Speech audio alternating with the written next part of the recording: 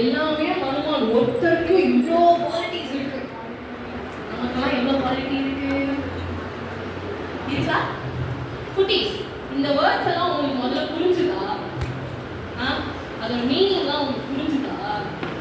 Bravery, strength, கரேஜியஸ்னஸ், இவ்வளோ வார்த்தை இருக்கு. இவ்வளோ புரிஞ்சுதா உங்களுக்கு?